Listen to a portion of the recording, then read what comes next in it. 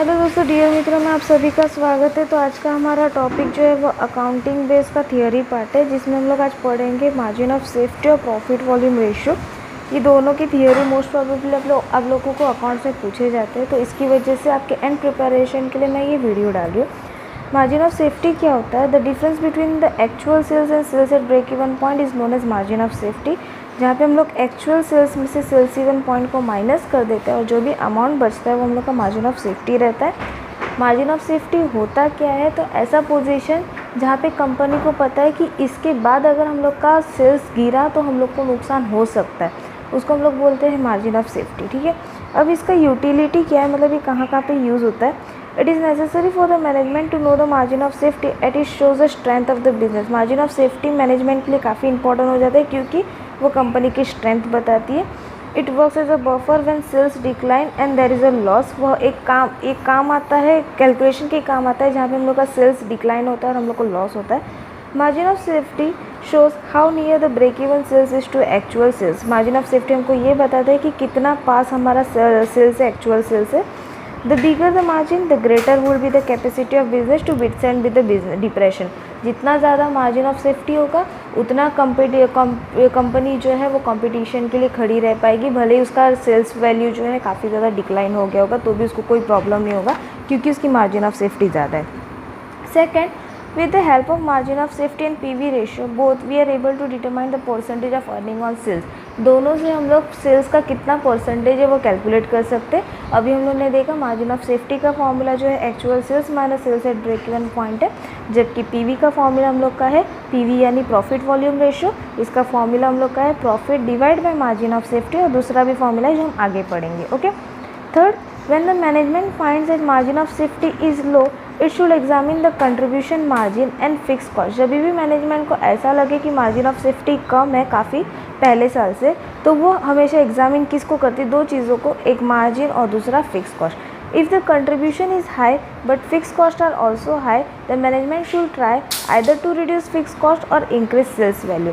अब अगर दोनों की वैल्यू अगर कम हुई तो मैनेजमेंट के पास एक ही ऑप्शन है, या तो फिक्स कॉस्ट को रिड्यूस कर दे या तो सेल्स को इंक्रीज कर दे।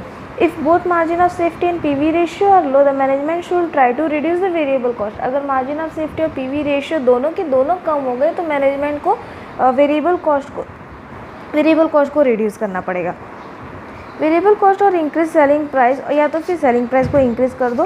There bye it should try to increase contribution margin, इससे उनका कंट्रीब्यूशन मार्जिन जो है बढ़ सकता है। अब ब्रेक इवन पॉइंट कौन कौन से डिसीजन में काम आते हैं? सबसे पहला, हम लोग को प्रॉफिट कितना होता है सेल्स के ऊपर। Second, the profit made for a particular sales volume, यानी जितना सेल्स वॉल्यूम है उसके ऊपर कितना प्रॉफिट कमा रही है कंपनी। थर्ड, अगर हम लोग ने एक्स्ट्रा सेल्स किया और हम लोग को प्रॉफिट लेवल मेंटेन करना है तो हम सेलिंग प्राइस कितना रिड्यूस कर सकते हैं। Fourth, the effect of change in fix cost on break even point and profit, यानी अगर फिक्स कॉस्ट चेंज हो गया तो इसका इफेक्ट क्या होगा ब्रेक इवन पॉइंट या प्रॉफिट पे। अगर वेरिएबल कॉस्ट चेंज हुआ तो इसका इफेक्ट क्या होगा ब्रेक इवन पॉइंट या प्रॉफिट पे। और third, the effect of more than one change, अगर समझो sales, variable cost, fix cost सबके सब चेंज हो गए तो उसका इफेक्ट क्या होगा प्रॉफिट पे। ये सब जानने के लिए हम लोग को ब्रेक इवन पॉइंट बनाना पड़ता है। अब सेकेंड हम लोग का है पीवी रेशियो। पीवी रेशियो का हमारा फॉर्मूला है contribution upon sales multiply by 100। Okay, जो भी हम लोग का अमाउंट आएगा वो हमारा परसेंटेज में होगा। The ratio of contribution to sales is known as PV ratio और प्रॉफिट वॉल्यूम रेशियो।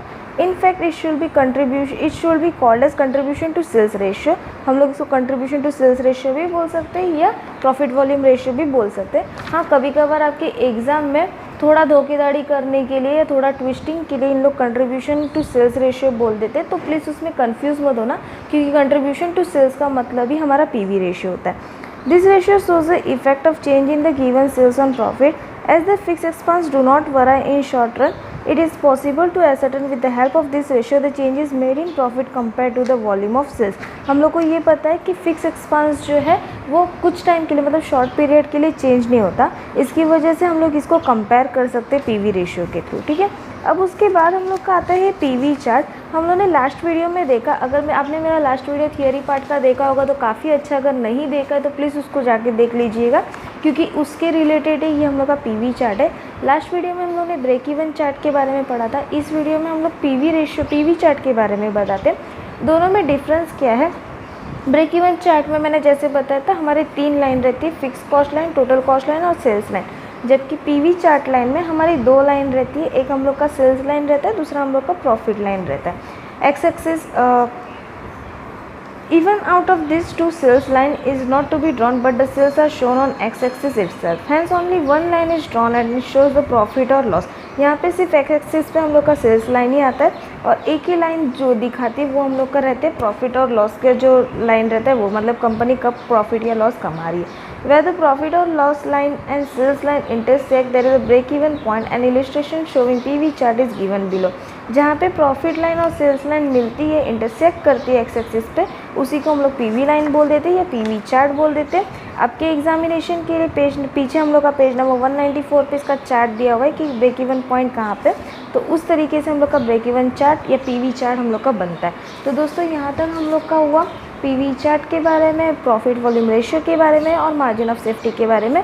होपफुली आपको समझ आया होगा, आप इसका भी आंसर एकदम अच्छे से लिख के आ सकते हो।